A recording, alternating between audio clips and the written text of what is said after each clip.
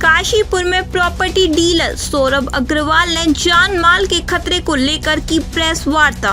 काशीपुर में property dealer प्रकरण में दोनों पत्रकार के खिलाफ केस दर्ज होने के बाद प्रॉपर्टी डीलर सौरभ अग्रवाल ने बृहस्पतिवार को रामनगर रोड एक होटल में एक प्रेस वार्ता आयोजित की गई, जिसमें डीलर सौरभ अग्रवाल ने खनन माफिया एवं शराब माफिया से जान माल का खतरा बताया और पुलिस को जल्द से जल्द आरोपियों की गिरफ्तारी की मांग की गई।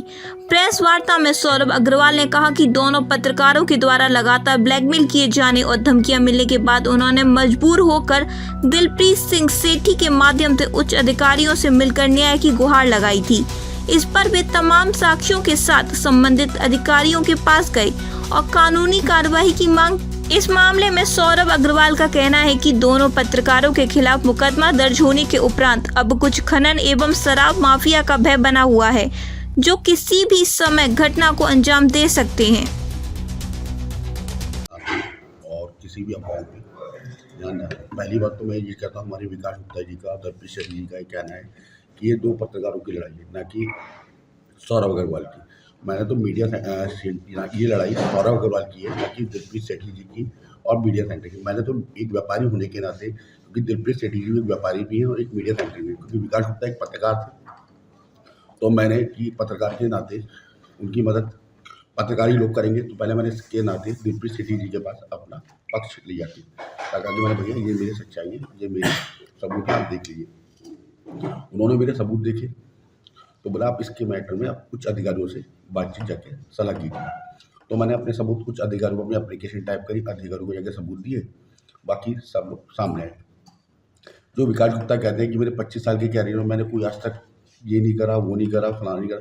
सन 2012 में उसका सबूत मैं आपको मीडिया के सामने दूंगा। 2012 में लॉरेन मोहल्ले की शकुंतला देवी हैं, इन पर पहले भी मुकदमा दर्ज हुआ था 420, 400, 468 में। इनको सजा भी हुई थी और उन्होंने उसके 17 लाख रुपए गबन करे थे और उसके 17 लाख रुपए उन्होंने भुगतान करा। और उस लेडीज़ का, शकुंतला देवी का, ना तक आज तक बॉडी मिली और ना ही उसका पता चला। उसकी एफआईआर की कॉपी जो कोर्ट से हुआ था वो मेरे पास संलग्न है, मैं उसको मीडिया को दूंगा। जो विकास गुप्ता कहते हैं कि मेरे पास आज तक कोई इल्ज़ाम नहीं। इन्होंने धोखे से मुझसे 54,50,000 रुपये अधिकारी को नाम से कि साहब तुम्हारा ये केस निपटा देंगे, ये कर देंगे, वो कर देंगे। 54,50,000 रुपये नकद और 3 प्लॉटों की रजिस्ट्री, एक लवप्रीत के नाम पे और 2 अपने नाम पे करवाई है। वो तो कह रहे हैं कि खाली एक स्टाम्प पे कुछ हुआ है आपका एग्रीमेंट। जी सर, हुआ। स्टाम्प में मैंने उनको स्टाम्प बना के दिया।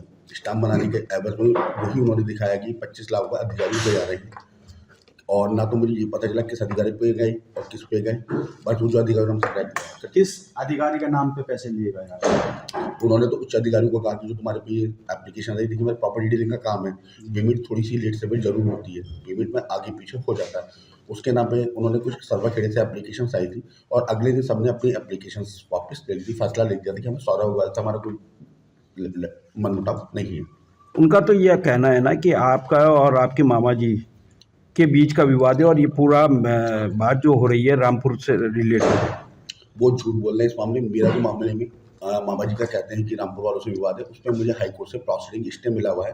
मेरा उनसे विवाद जो चल रहा है वो मेरा अपना ज़मीनी विवाद चल रहा है और उसमें मैंने हाई कोर्ट से प्रोसीडिंग स्टे मुझे मिला हुआ है, तो उसमें वो कोर्ट में विचाराधीन है, जिसका मुझे प्रोसीडिंग स्टे मिला हुआ है। उनका ये कहना है कि कल उनके पिताजी ने भी आपके खिलाफ तहरीर दी है। हाँ। उनका ये कहना है कि आपने उनसे आपने उनको चेक दे रखे थे।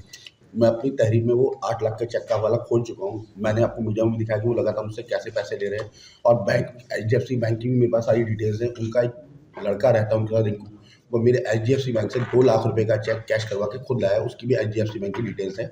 आप चाहेंगे तो मैं डेट भी वो दे दूंगा जिस डेट वो बैंक से कैश निकाल कर लाएंगे। नहीं, उनका ये कहना है ना कि उन्होंने डंपर बेचकर ज़मीन खरीदी थी और ज़मीन में कुछ घोटाला है और फर्जीवाड़ा है उसमें। नहीं, डंपर बेच के ज़मीन खरीदी थी उन्होंने, तो डंपर बेच के मुझे पैसे कहते, पहले डंपर यदि वो बेचते तो पहले अपना राजस्व का भुगतान करते। 72 लाख रुपए का उनका 2022 का राजस्व है, जिसमें डिफॉल्टर हुए बैठे हैं, उनकी आर्थिक स्थिति बड़ी है, तो वो 2022 का अपना 72 लाख तो जमा नहीं कर पा रहे और प्लॉट खरीदेंगे। पहले वो अपना 72 लाख का भुगतान तो कर दें, उसकी भी मेरे पास डिटेल्स हैं।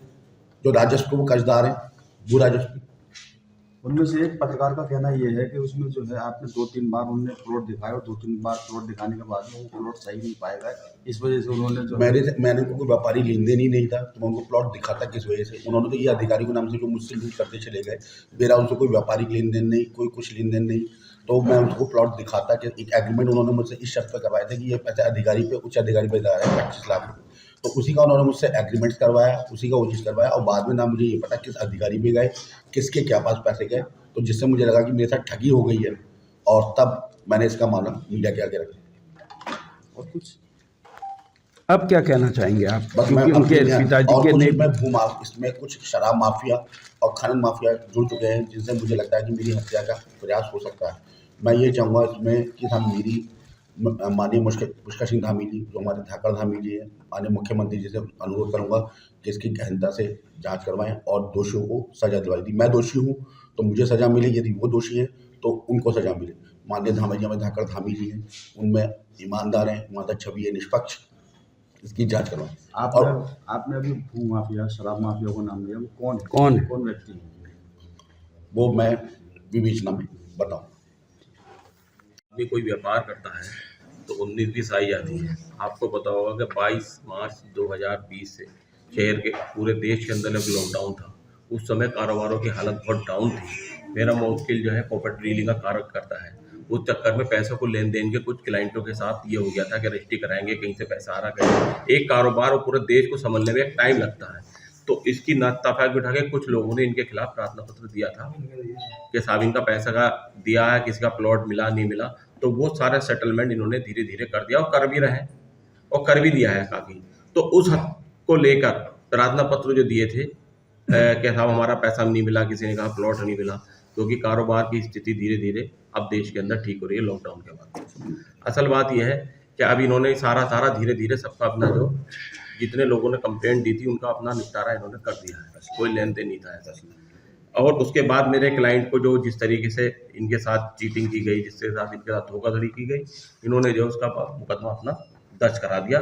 मुकदमा पुलिस में विचाराधीन है, पुलिस उसकी निष्पक्ष जांच कर रही है और जो भी दोषी होगा, जिसने अपराध किया होगा, उसके लिए वो सजा का हकदार है। यही मेरा आपके मुवक्किल कुछ सबूत की पेश करने की बात कर रहे थे, क्या है वो? 72 लाख रुपये ये सबसे पहले ना ये एक FIR है विकास गुप्ता जी के नाम, और FIR का नंबर है 671/12, अंतर्गत धारा 420, 467, 468, 477, 504, 506 IPC। इसमें जो वादी हैं वो श्रीमती शकुंतला देवी, वाइफ ऑफ स्वर्गीय श्री कृष्ण चंद्र, निवासी मोहल्ला लोहरियान, और जो है ये मुकदमा कायम हुआ विकास गुप्ता सन ऑफ श्री खजांची लाल, पटेल नगर, काशीपुर के नाम। ये FIR है। और इस लेडीज का आज तक पता नहीं चला कहाँ गई कहाँ नहीं। 17 लाख रुपये की अंदर थी। ये मामला आपकी सही है? हमें तो सूचना ये है कि अभी क्रॉस FIR नहीं है, केवल उस प्रार्थना पत्र जो हमारे मुवक्किल के खिलाफ दिया है उस पर विवेचना के लिए SP साहब ने कोतवाल साहब को फॉरवर्ड किया। अब जिस तरीके से जो मामला सामने आ रहा है कि ज़मीन नहीं दी, पैसे इनको देने थे, और इन पे आरोप लगाए जा रहे हैं कि इन्होंने फर्जी ज़मीन हमें दिखाई और फर्जी तरीके से हमारे से पैसे ले लिए, और पैसे जो थे इन्होंने देने थे, इनके पैसे उनके पैसे थे जो इनको देने थे, वो पैसे उन्होंने दिए हैं। देखिए, कहने को कुछ भी कहते रहे, उन्होंने अपनी जो है लगभग एक लाइव अपनी वीडियो पर डाली है अपनी फेसबुक ID पर। उसमें उन्होंने कहीं भी जो वीडियो उनकी पैसे के आदान प्रदान करते हुए बनी है उसके विषय में अपना कोई स्पष्टीकरण उन्होंने मीडिया के समक्ष आज तक प्रस्तुत नहीं करा। अपनी लाइव में भी उन्होंने कहीं ये बात नहीं कही कि वो पैसे का आदान प्रदान किस चीज़ का था। सबसे बड़ा विषय तो ये है कि वो सारे स्पष्टीकरण दे रहे हैं, सारी सफाई दे रहे हैं, लेकिन वो जो आदान प्रदान और किस अधिकारी को क्या हिस्सा जाना है, जिस चीज़ की चर्चा वो कर रहे हैं, उसके विषय में आज तक कोई अपना स्पष्टीकरण नहीं दे पाए। सबसे बड़ी बात ये है, अगर वो सही हैं तो उन्हें अपना स्पष्टीकरण, जैसे फेसबुक ID के माध्यम से लाइव आए, उन्होंने उस वीडियो पर आज तक कोई टिप्पणी प्रस्तुत नहीं की है। वो जो विचारणीय प्रश्न ये है। वकील साहब, एक जानकारी, अगर जो मेरे से पैसे किस लिए मांगे गए थे? किससे? मेरे से, मतलब आपसे पैसे वो किस बात के मांगे गए थे उनके द्वारा? देखिए, पैसे इसलिए मांगे गए थे कि तुम्हारे ऊपर गैंगस्टर की कार्रवाई होने वाली है, गुंडा एक्ट की कार्रवाई होने वाली है। आपके खिलाफ जितने प्रार्थना पत्र आए हैं आपको एक भूमाफिया की सूची में शामिल किया जाएगा। एक रजिस्टर थाने में आपके खिलाफ बनेगा जिसमें आपके समस्त प्रमाण पत्र जो जितनी प्रार्थना पत्र आए हैं उन प्रार्थना पत्रों को संलग्न करके आपके खिलाफ गुंडा एक्ट की कार्रवाई करके आपको जेल भेजा जाएगा। आपकी सारी संपत्ति सरकार